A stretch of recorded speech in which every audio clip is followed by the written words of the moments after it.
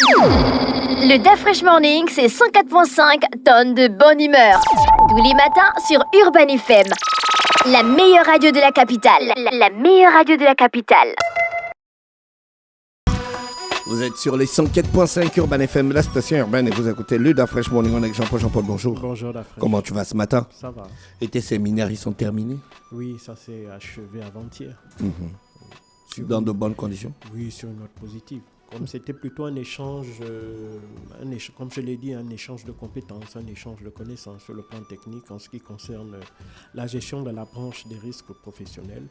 Ça a permis aux experts originaires principalement des pays d'Afrique francophone de pouvoir échanger sur la manière dont, évidemment, sont prises en charge les personnes victimes d'accidents de travail, spécifiquement dans le domaine du secteur pétrolier. Voilà, donc c'était très, très, très, très enrichissant. D'accord.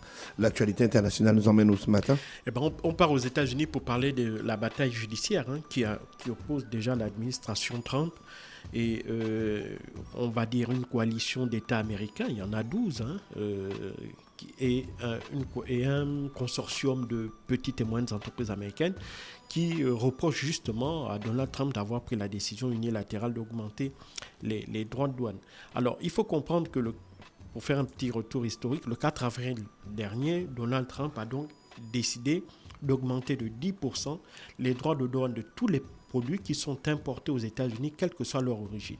Maintenant, après, il y a eu une espèce de bataille, notamment avec la Chine, qui avait décidé de faire en quelque sorte de la rétorsion, enfin de la réciprocité, pardon. Et donc, à partir de là, on est monté jusqu'à 145% pour les produits importés de Chine par les États-Unis et 125% pour les produits importés des États-Unis vers la Chine. Et donc, et bien entendu, d'autres pays aussi sont entrés dans la danse. Et pour la plupart, il y a évidemment une volonté de négocier avec les États-Unis. La Chine et les États-Unis sont parvenus à un accord à Genève. Donc, on est parvenu à peu près une baisse de jusqu'à 30% des droits de douane des produits importés de Chine vers les États-Unis et à peu près 20% pour ceux importés des États-Unis vers la Chine. Et cette décision de Donald Trump, évidemment, met énormément en colère certains gouverneurs des États et surtout certains chefs d'entreprise. Ces chefs d'entreprise qui pour leur activité, ont besoin énormément d'importer de produits qui ne sont plus fabriqués aux États-Unis. Et donc, ces derniers avaient décidé de saisir une cour fédérale, notamment le tribunal du commerce international de Manhattan, dans l'État de New York.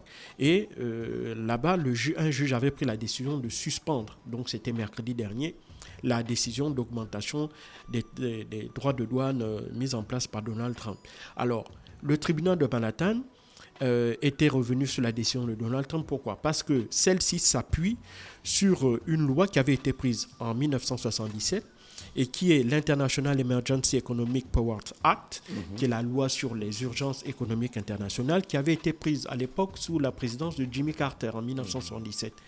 Mais seulement, cette loi-là, en réalité, visait à donner au président certaines prérogatives qui étaient détenues par le Congrès dans le cadre de soit l'apparition d'une urgence exceptionnelle ou pour faire face à un problème ou pour faire face à une difficulté ou à une problématique extrêmement ciblée. Or, pour le juge de Manhattan, il estime que le fait que Donald Trump ait décidé d'augmenter les tarifs de douane pour tous les produits sans faire de discrimination, eh ben, à ce titre-là, il estime qu'il a outrepassé ses droits. Il a outrepassé ses prérogatives de président des États-Unis parce que toutes les questions liées à la régulation du commerce international ne dépendent pas de l'exécutif, mais du législatif. Donc, ce n'était pas Donald Trump d'augmenter les tarifs de douane si on devait les augmenter, mais il aurait dû plutôt demander au Congrès de le faire et donc aux parlementaires. Et donc, en s'arrogeant cette loi-là, en fait, le juge de Manhattan a estimé que Donald Trump l'a détourné pour s'arroger en fait des prérogatives qui ne sont pas les siennes. Et donc, il a donc décidé, ce juge de Manhattan, de suspendre la décision d'augmentation des droits de douane de Donald Trump. Et dans la foulée, Donald Trump donc a fait un recours. Et le lendemain, donc hier, et cette fois-ci, c'est un juge d'une cour d'appel fédérale, cette fois-ci basée à Washington, qui a décidé donc de suspendre la note de suspension de l'augmentation des tarifs de douane, de la suspendre et donc de la réintroduire, ces augmentations de tarifs douaniers, du moins jusqu'à ce que les juges de cette cour d'appel de Washington puissent puissent y revenir sur le fond en fait, puissent statuer sur le fond de cette affaire. Et donc, il faut se rappeler que déjà le mercredi, dès lors que le tribunal du commerce international avait décidé de suspendre le décret pris par Donald Trump d'augmenter les tarifs douaniers, celui-ci s'était fendu des critiques très dures à l'égard des magistrats de la Cour du commerce international de Manhattan, les taxant même de juges politiques parce qu'il estimait que cette décision n'avait absolument rien de judiciaire, mais visait plutôt à mettre des bâtons dans les roues à une administration conservatrice. Il estimait que les juges de Manhattan étaient des juges de gauche. Bon, c'est pas tellement faux, puisque l'État de New York, c'est un État qui majoritairement vote démocrate. Mais de là à penser que les magistrats de la Cour du tribunal de commerce international de Manhattan sont des juges gauchistes, c'est quand même faire un pas que moi je ne ferais pas à sa place. Néanmoins, on voit très bien que il y a déjà une bataille judiciaire qui va s'amorcer. Et donc pour cela, Donald Trump, lui, il reste particulièrement serein parce qu'il estime que même s'il perd en appel, c'est-à-dire que si la Cour d'appel fédérale de Washington revenait sur sa décision et donc décidait d'annuler l'augmentation des droits de douane, eh ben, il lui reste encore un dernier recours, c'est de saisir la Cour suprême des États-Unis. Cour suprême, il ne faut pas l'oublier, qui a 6 juges conservateurs sur 9.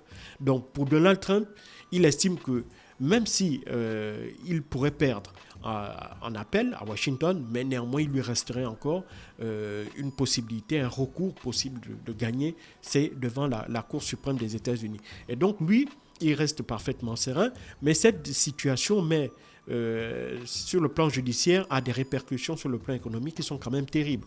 Parce que le fait qu'on joue à une espèce de yo-yo où on prend une décision, on la suspend, on la remet, on la resuspend pour la remettre encore, fait que ça crée de l'incertitude sur les marchés.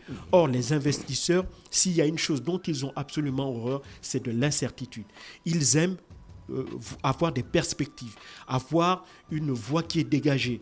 Et lorsque l'on voit ces alternements entre la justice et le politique, eh ben ça crée, comme je disais, ça crée un flou, ça met des doutes dans la tête des investisseurs et ça, ce n'est effectivement pas bien pour les affaires parce que les investisseurs vont être réticents à mettre leur argent et donc ça va avoir un impact sur l'économie. Et on voit très bien que à chaque fois qu'il y a eu des décisions en faveur d'un camp ou de l'autre, en faveur de l'augmentation des tarifs douaniers ou contre les tarifs douaniers, dans tous les cas, il y a soit une augmentation peut-être extrêmement faible, mais aussi il y a aussi une chute des cours dans les valeurs boursières.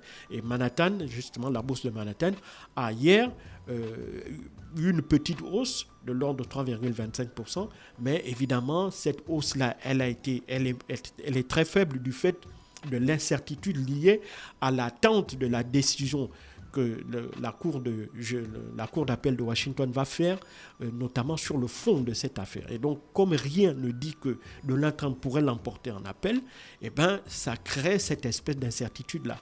Parce que s'il perd, eh ben, on va de nouveau suspendre l'augmentation des tarifs douaniers. Et là, il sera obligé de saisir la Cour suprême. Et là, on va encore resuspendre cette suspension des augmentations. Donc, on voit très bien que cette bataille judiciaire porte non seulement préjudice à l'Amérique, à l'administration, parce que les entreprises, évidemment, ne savent plus trop bien comment agir. Est-ce qu'il faudrait qu'elles tiennent compte des augmentations des tarifs douaniers ou bien il faudrait qu'elles attendent que toute la bataille judiciaire soit achevée? Or, entre-temps, eh ben, qui est-ce qui va casquer? C'est le consommateur. Pourquoi? Parce qu'on sait que pour l'instant, la plupart des grandes entreprises ont un niveau on fait beaucoup de prévisions, on fait beaucoup de stockage avant l'arrivée de Donald Trump parce qu'il pressentait évidemment, puisque Donald Trump le disait dans son programme, qu'il devait augmenter les tarifs douaniers s'il revenait à la Maison-Blanche. Et donc les entreprises avaient quand même anticipé en important massivement des produits dont ils avaient nécessairement besoin dans le cadre de leurs activités.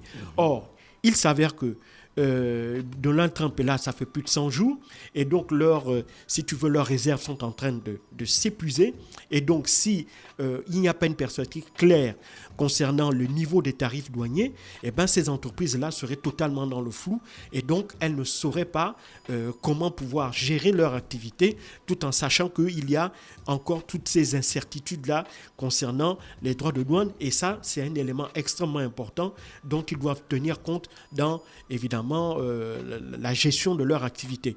Donc ça crée déjà cette espèce de marasme dans l'esprit des investisseurs américains, et surtout les États-Unis étant le premier marché mondial, eh ben, ça crée aussi des incertitudes chez les multiples partenaires des Américains, des partenaires des grosses entreprises, des moyennes, des petites. Donc tous, évidemment, en fonction des pays dont les niveaux de tarifs douaniers ne sont absolument pas les mêmes. Et donc tout ça fait que, parce que les États-Unis représentent encore 25% du commerce mondial, donc ça pèse énormément sur le commerce global. Et donc, ce qui est clair, c'est que on n'est pas sorti de l'auberge, du moins les pays où le commerce international n'est pas sorti de l'auberge, parce que les États-Unis sont cette fois-ci lancés dans une véritable bataille judiciaire, et cette bataille judiciaire ne prendra fin que lorsque la Cour suprême peut-être se saisira de cette question. Maintenant, à quel moment, et comme on ne peut pas préjuger du moment ni de la décision que prendra la Cour des comptes, eh bien, il est clair que les investisseurs vont continuer à broyer du noir tant que cette affaire judiciaire ne sera pas réglée. Merci Jean-Paul qui revenait sur l'actualité internationale ce matin sur les 104.5 Urban FM, la station urbaine dans l'Uda Fresh Morning. Le Da Fresh Morning, c'est 104.5 tonnes de bonne humeur. Tous les matins sur Urban FM. La meilleure radio de la capitale. La meilleure radio de la capitale.